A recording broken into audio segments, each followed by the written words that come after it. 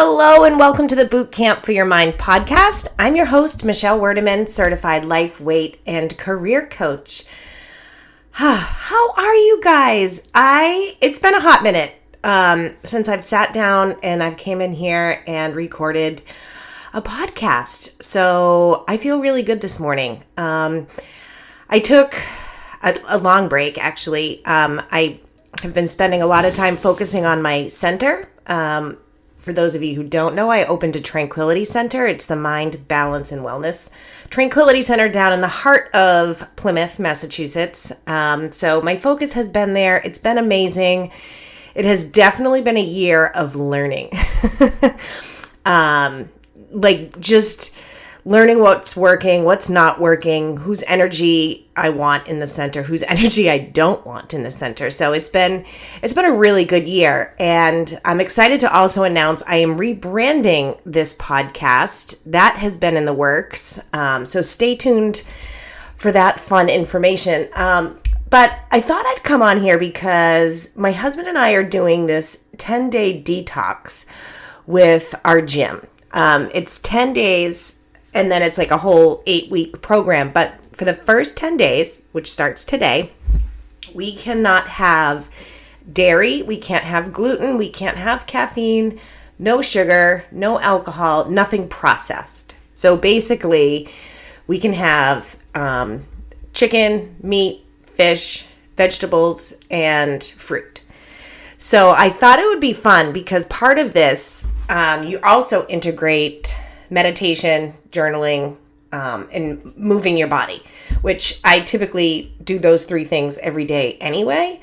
But I thought it would be fun to actually record these 10 days because I think a lot of times when we set out goals for ourselves, our brain, because it's wired for safety and wanting to keep us safe, our brain starts to look for ways like kind of freaking out, right? So it's funny, like I tell people about what we're going to be doing for the next 10 days. And so many people are like, what? Are you crazy? Like I couldn't give up my coffee or whatnot. And my brain, I don't really care so much about the coffee aspect. I'm like, wait, I can't have my wine. I'm like, damn. I'm like, okay. So, I just thought it would be really fun to kind of come on here and I guess journal my way, but, just talk about the journey that I'm about to embark on. So, and a lot of people will ask too, actually. So I'll go into a little bit of the science about it and why no caffeine and why no dairy and gluten without, getting too, scientific for you, but just kind of high level. So caffeine, our body, when we wake up, naturally has a cortisol increase so that it's just part of the circadian rhythm. So a lot of times, if you don't let your natural kind of cortisol levels come up and you drink coffee right away, what you're doing, you're just increasing the amount of cortisol in your body. And what cortisol does when you have too much of it, it actually stores fat. And most of the fat is actually stored in your abdomen. So if you are feeding yourself coffee throughout the day, you're consistently spiking those stress hormones, and you can then start to accumulate additional fat because you're always in kind of like that fight or flight mode, even though you might not necessarily feel it. So that's the idea behind the caffeine. Dairy can be, I would want to say inflammatory. No, but it can cause inflammation. So not all dairy, but so when you do have dairy, and some people can tolerate it, some people can't. I don't seem to have a problem with it, but when I've removed it before, I've actually felt really good.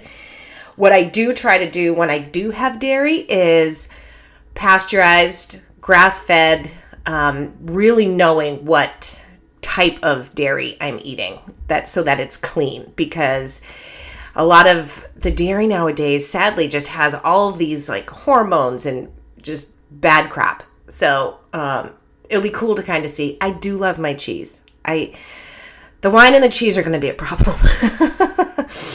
I laugh about that, but like in reality, I am a little bit freaked out.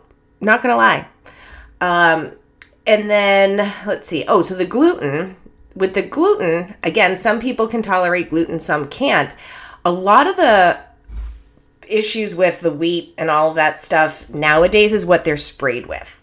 So it's not necessarily the gluten, but it's what chemicals and pesticides are getting put on the food that contains gluten. So that will be good. And all of this is, the purpose of this is to reduce inflammation in the body and remove toxins. So if you think about it, when you cut your skin, like it starts to get red or might, get a little bit swollen.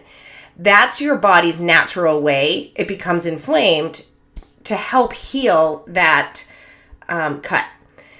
What happens is if you keep putting toxic things into your body, it's chronically becoming inflamed. So it's trying to heal you and protect you. So by removing a lot of this stuff, the point is to reduce some serious inflammation. So I'm really excited about that. But again, I'm very nervous because part of me thinks like, what if I can't do it? Then what am I making that mean about myself? So my brain is definitely doing all the things. It's flipping out a little bit. And then I'm also really, really excited. So one of the things I did was I wrote a letter to myself 10 days from now. So just having accomplished it, having done all of this, and I know 10 days might not sound like a lot to people, but like when you're trying to embark on something that like do something that's totally not in your norm, like I eat all of that stuff every single day. So I don't know. I think for me, 10 days sounds like a really long time. But anywho, but I wrote a letter to myself for today from myself, my future self. And I love, love, love this exercise because it really puts you in that frame of mind that you've already achieved what it is that you set out to do. So I sent this letter, how we're feeling after the 10 days. It's encouragement. And so when I have any struggles or doubts or whatnot, I can just look at that letter, read it, and know, like, I did do this. Like, and it's okay if my brain freaks out. I am anticipating my brain to freak out. We go out to eat a lot, my family and I. We're not going out to eat because I don't know what they're necessarily putting in the food.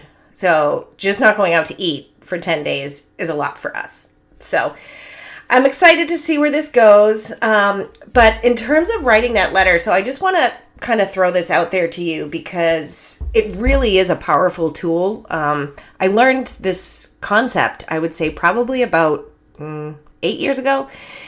And I used this. I did a marathon back in April. It's called the Tough Ruck Marathon. And what that is, it used to be part of the Boston Marathon. It still is, but they do it the day before because it's for fallen service men and women. And you carry a backpack. You either, you have to have at least 15 pounds. I think it's like 15 pounds and then 35 pounds, like depending on whatever category you're in. And then you wear ribbons on your backpack of fallen soldiers or police, firefighters. And it's to honor their families and to honor them. So I did this marathon back in April. I had 25 pounds on my back. And when I tell you, like, I was freaking the F out, like leading up to it. Like the couple days before, my anxiety was through the roof. Like it was just nuts. So I wrote a letter to myself from the finish line. And I get like teared up when I think about it because it was such a powerful tool that I use, and I have clients do it all the time. But I wrote this letter from the finish line. Like, I think as I was writing it, I was crying too, because I have always wanted to do a marathon. I just don't enjoy running. So this is rucking. It's a little bit different. Some people run the whole way with the pounds on their back. God bless them. But you're kind of moving along pretty quickly. But so I wrote this letter, and I knew, I really, really felt it in my body that I was going to do this. And I trained, but nowhere near how much training I probably could have done. Like, I think the max I did was 10 miles. And everybody was like, oh my gosh, like you should at least be up to 18 or 20. I'm like, yeah, I just didn't have that time to do that a lot. But yeah, so I could really, really feel it in my gut, in my bones, when I wrote that letter from the finish line to myself that I was going to do it. I knew that there was no question, because I could literally feel those feelings in advance. So our brains don't know when we feel something, like whether it's gratitude or fear or anxiety, our brains can't tell what's actually real and what's not.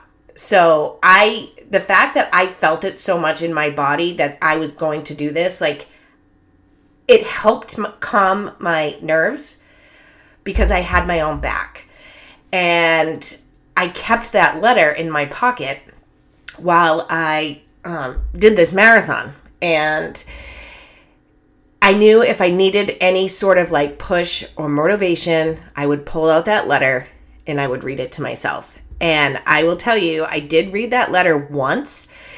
I read it about, I think, mile 15. And I didn't do it because I needed the motivation. I did it when I left the group of women I was rucking with to go on my own. I just felt like I could move a little bit faster, and I wanted to see if I could, I don't know. My feet hurt. I wanted to get it done, basically. So when I was about to go kind of embark on my own, I just looked at this letter and I read it, and I was like, let's go. Like, let's pick up the pace. Like, let's move. We have a finish line to cross. And when I tell you, like, the amount of people that I saw, like, throughout, like, the rest of that race that were like, how are you so, like, smiley? Like, it's mile 18. And one woman's like, oh my gosh, I saw her at mile 18. And she's like, we still have 8 miles left. I'm like, I have 1 mile to go. And I just did it that way. I was like, I did it by mile, by mile, by mile. Because if I just looked at like this huge, like, okay, I have 8 miles left. I've already done 18. Like, that's not really a great feeling. So when I think about how I attacked the marathon, this is how I'm going to attack these next 10 days. I am going to take it day by day. I'm going to honor my feelings, the fear, the good feelings too of, I'm hoping to get more energy. I want to feel lighter. I want just all the goodness that comes with really detoxing my body from toxins for 10 days. And who knows, like, what will happen on the 11th day? Maybe I'll continue with what I'm doing. I don't know, but I am going to keep that letter that I wrote to myself. I am going to read it when I need it. I'm going to honor myself, and I'm going to come and I'm going to document this fun journey that I am embarking on. So yeah, well, it is, it's such a beautiful day out. I am going to go for a walk and move my body now. So I hope wherever and whenever you are listening to this, I hope you are doing absolutely fabulous and have an amazing day. You rock. Bye.